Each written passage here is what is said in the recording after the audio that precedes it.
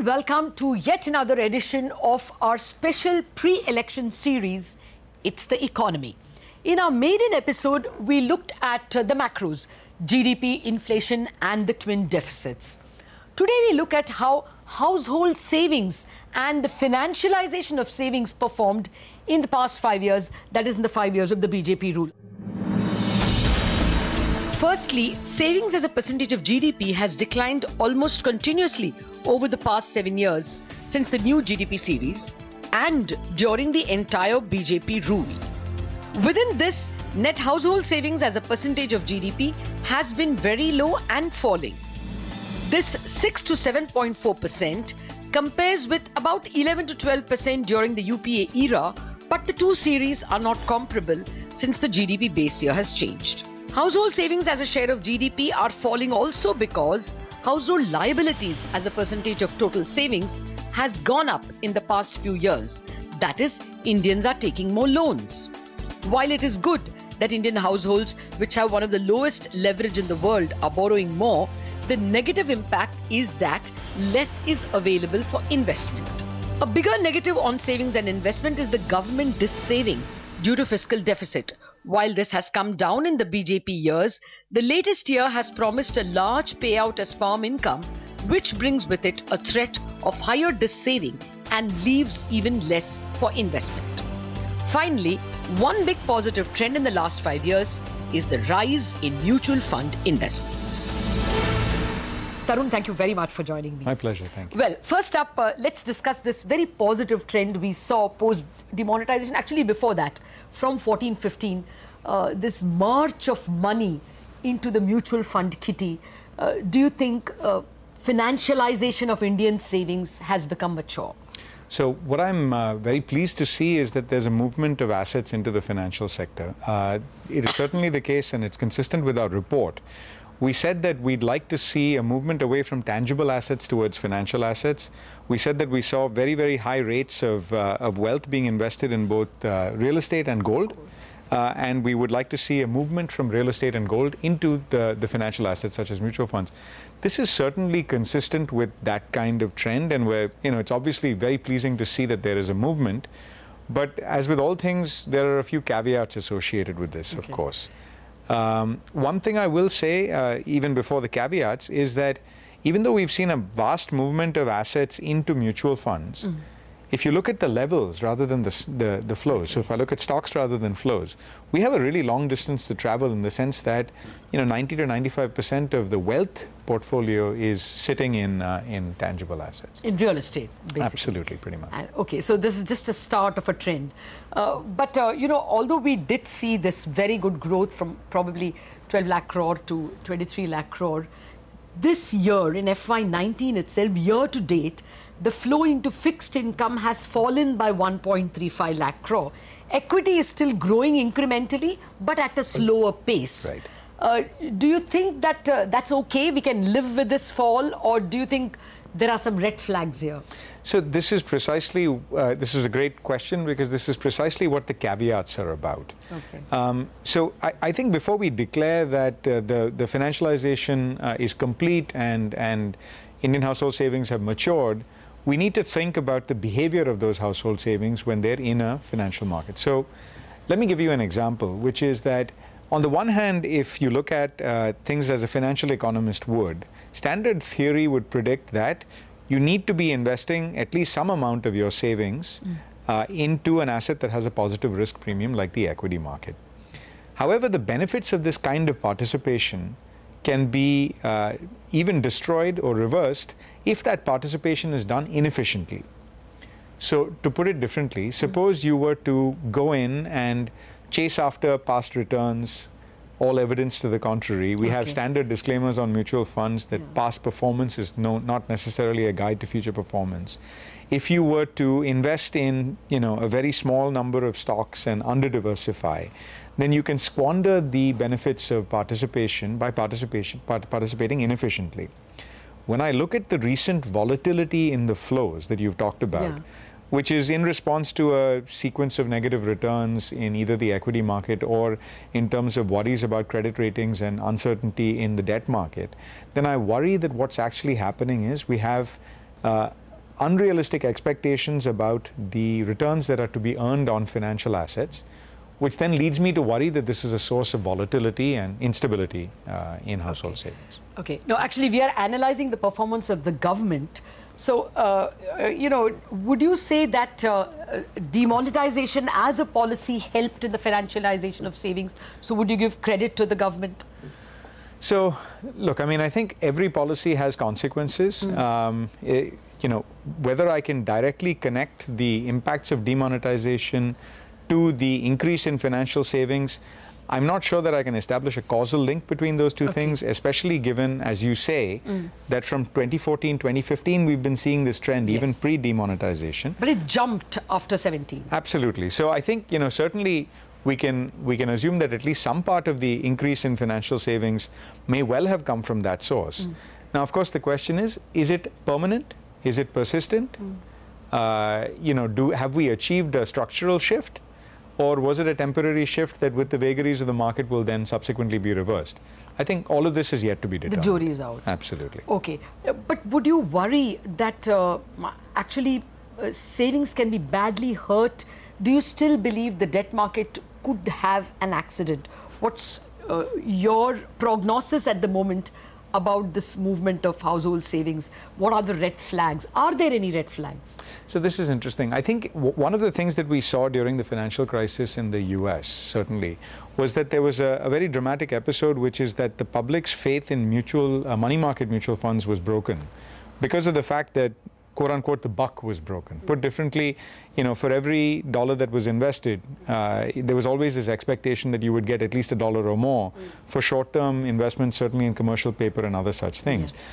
As soon as that didn't happen, there was a huge negative outflow out of money market mutual funds in the US.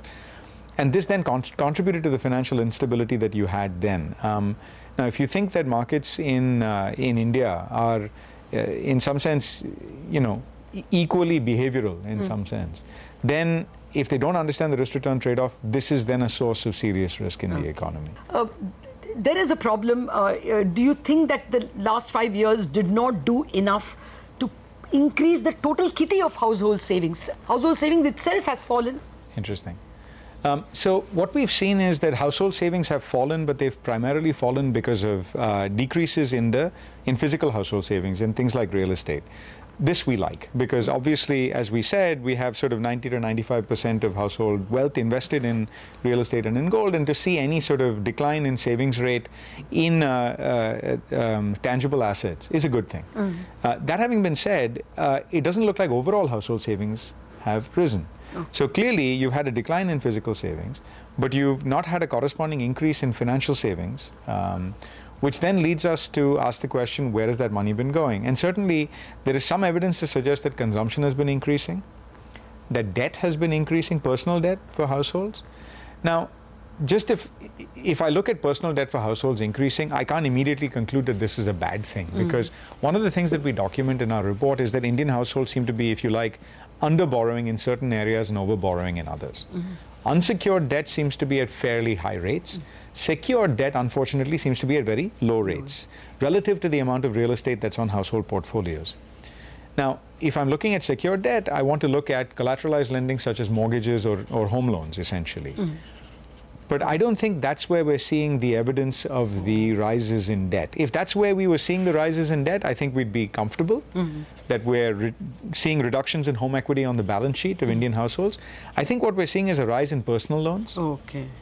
And then that causes us to worry that maybe we have a particular kind of debt that might then forecast instability in household balance sheets going forward.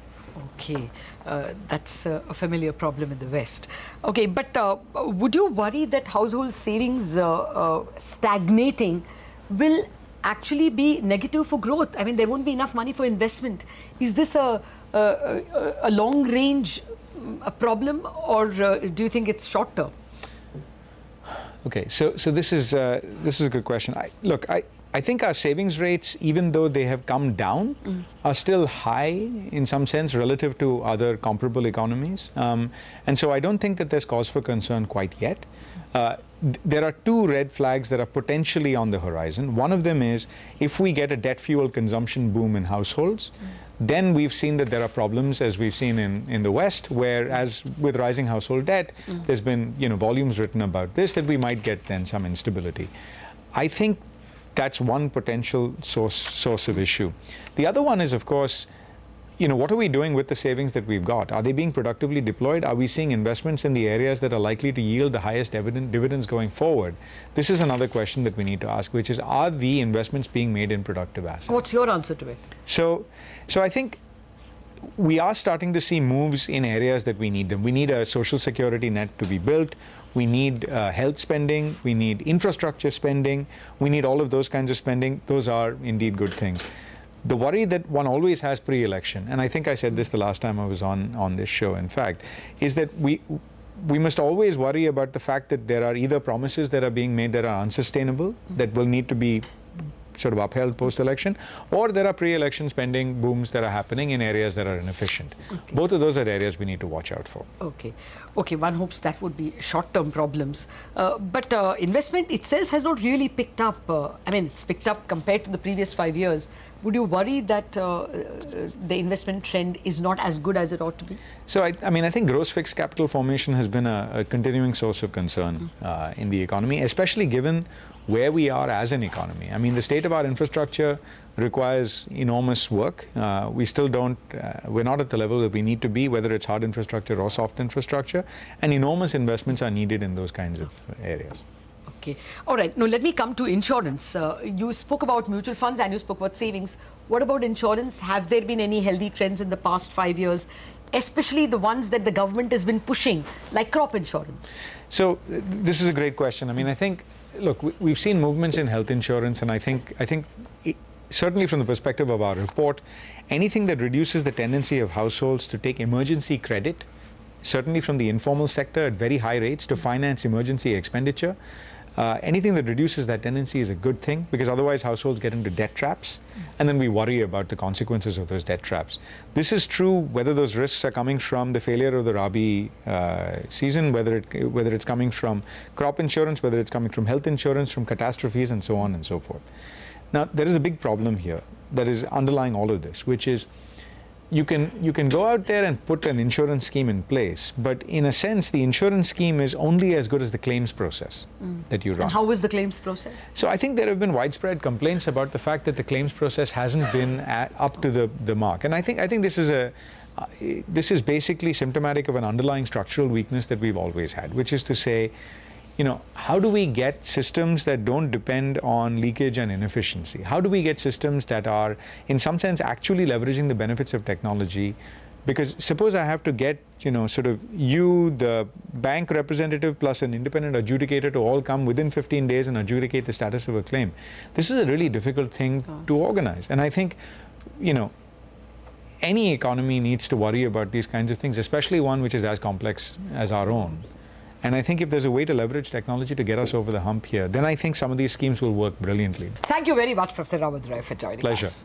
Well, that's the analysis of how savings and household savings and insurance performed in the past 5 years. So, joining me now to take this discussion forward is Sonal Verma, the Chief Economist of Nomura, India. Thank you very much, Sonal, for joining us. Thank you especially for dropping in our studios. Well, first up, growth. There may be a lot of reinterpretation of previous growth years, but the current 5 years have thrown up an average of about 7.5. Do you think that growth has troughed out? Because the last year, FY19, a lot of people don't even think we'll make it to 7%.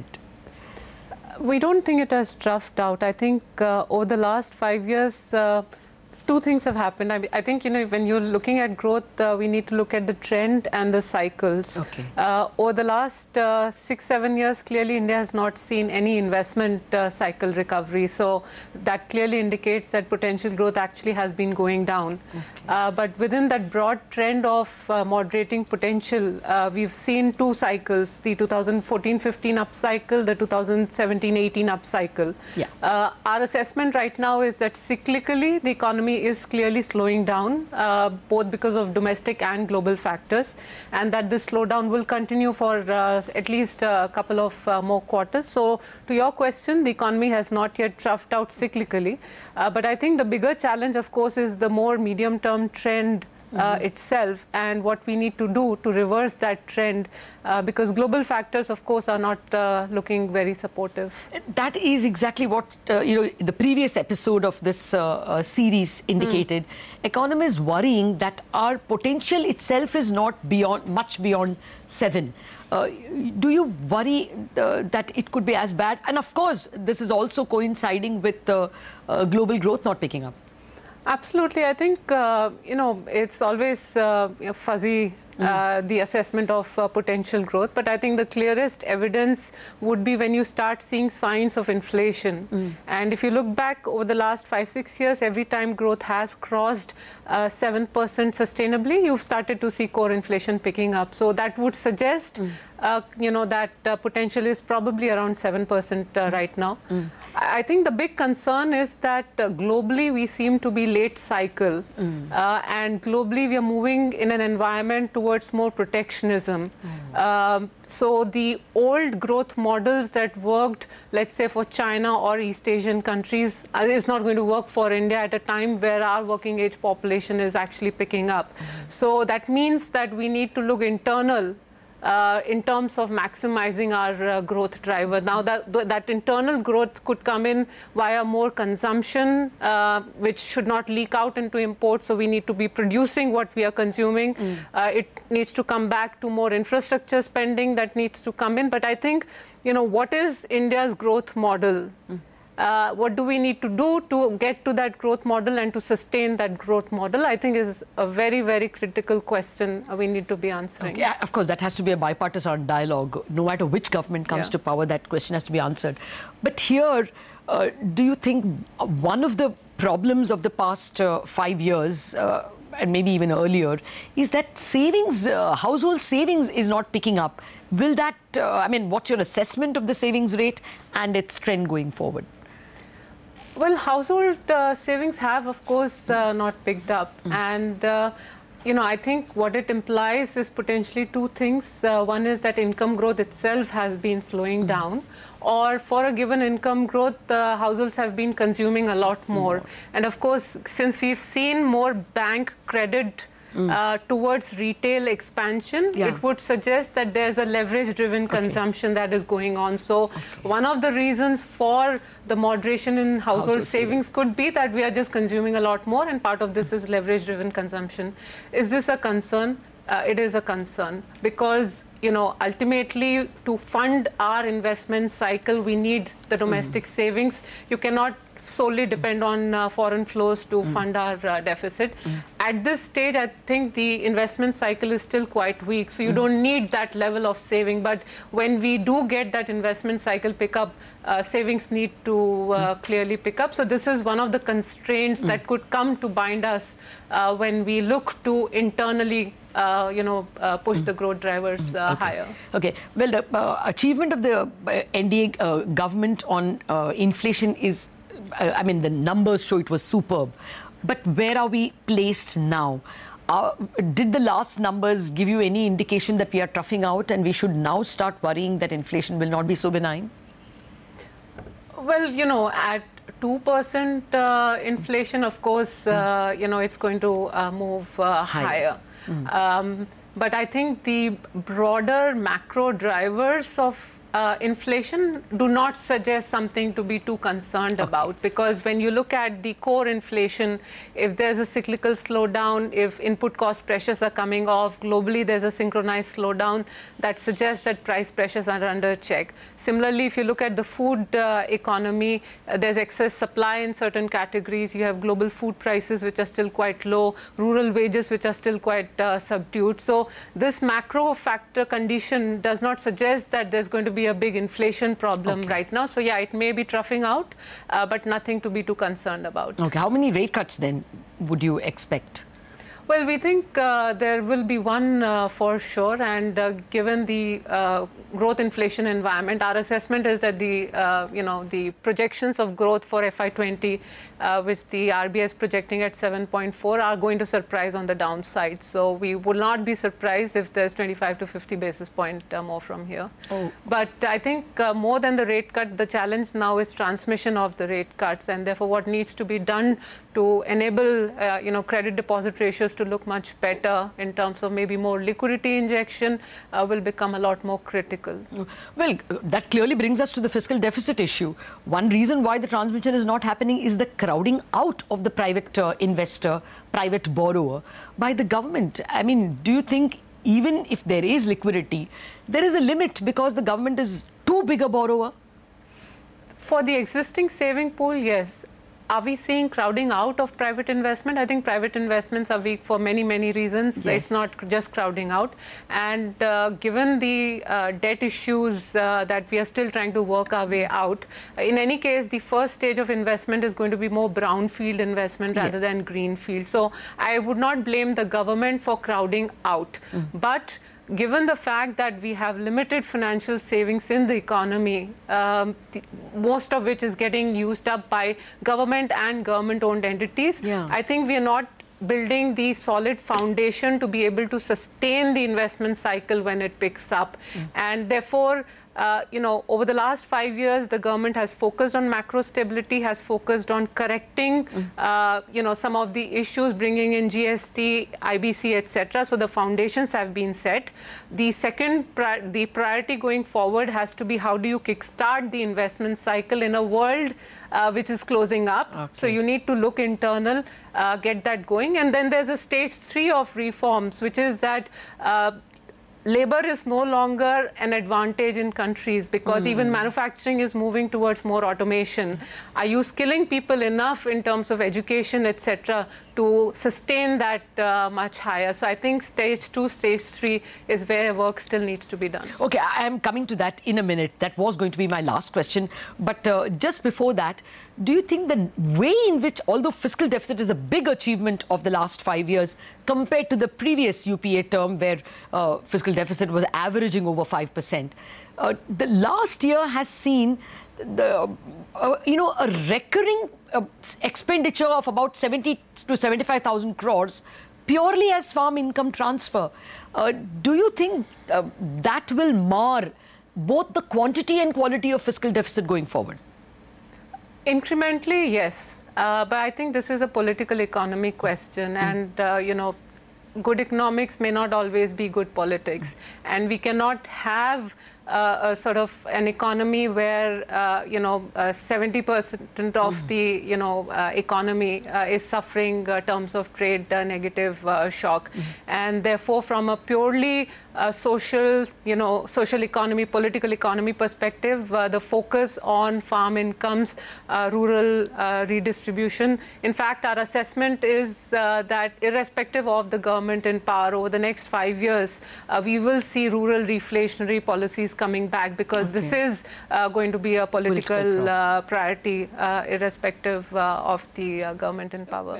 Do you think the last 5 years didn't recognize this problem or do anything towards it in terms of skilling or in terms of agri-processing? Was that one of the shortcomings of the last 5 years?